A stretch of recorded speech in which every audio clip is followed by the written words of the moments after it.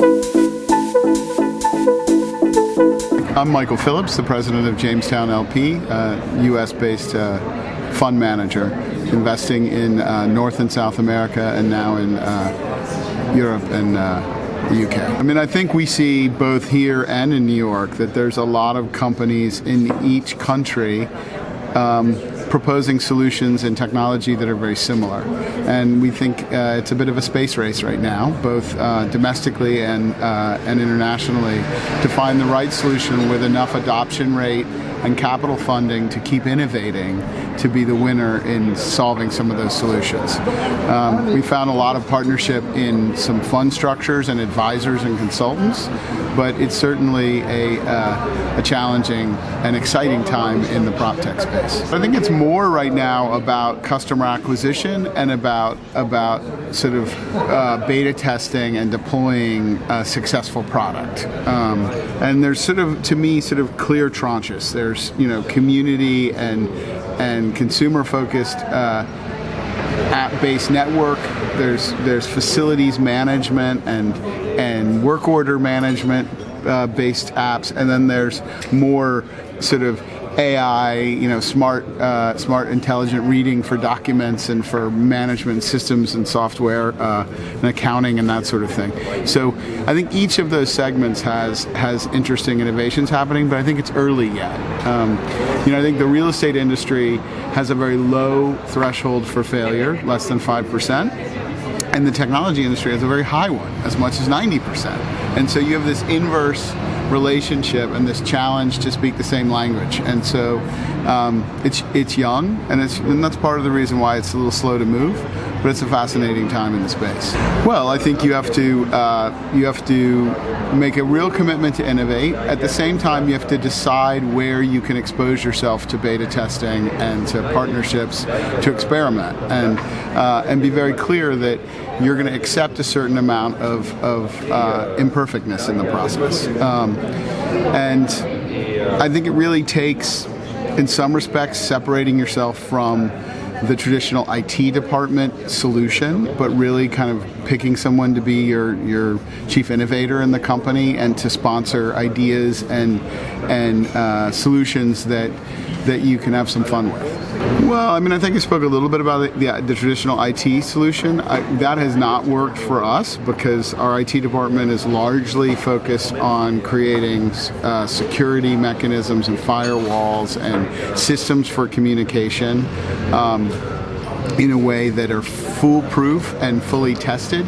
And the PropTech space is a very young innovation space. And so what is working, as I said, is really about experimenting. So we created a strategic investment fund about 2 years ago. We've made some investments in individual businesses, and we focused in really 3 areas. In the retail space, and in technology behind the scenes, and in new retail concepts that are digitally native and how they work with bricks and mortar.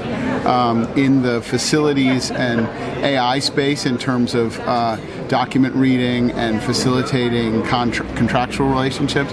And then third, in the app space around community, service delivery, amenity delivery, and B2B connectivity. And so we made some investments in a few companies like Hello Alfred in the residential space to solve our service deliverable for amenities in the residential space. HQO, which I think is emerged as one of the market leaders in terms of the community app space for commercial buildings, and we've invested in the Fifth Wall venture fund and worked with MetaProp and also with XRC Labs, which is a retail fund for incubation. So all of those have been really gratifying for us, and we're obviously here looking at other companies and other technologies and trying to keep our eyes open. Oh, interesting. Well, we've also spent a little bit of time in the direct online investment space. So the disintermediation of the third parties and middlemen in terms of fund investment. And so you may see some innovations from us in that space in the US this year.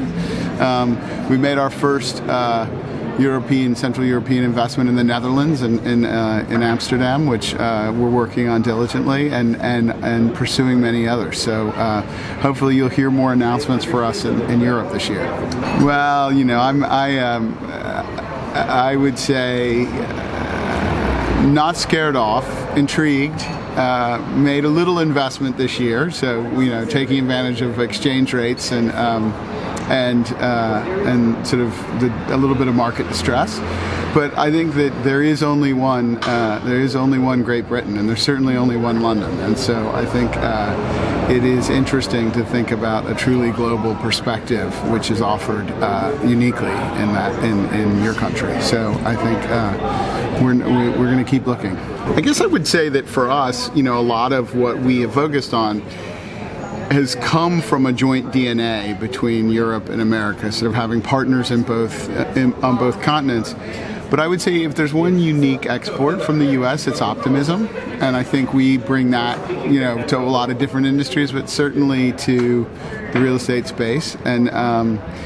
And I think what we do at Jamestown is take something that the Europeans have done so well, which is adaptive reuse of old buildings, because that's your patrimony, and merge that with innovation in technology and media businesses in a way that's meaningful. And so I would say that I wouldn't necessarily say so much about differences as much as I would say that you all obviously have a lot more regulation and are a lot more focused on regulation, and we're following your lead in that regard. Instagram, I'm addicted to Instagram, but I think that I think these social media network apps for the building space are really great. We found this shockingly high adoption rate and engagement rate by the individual tenants.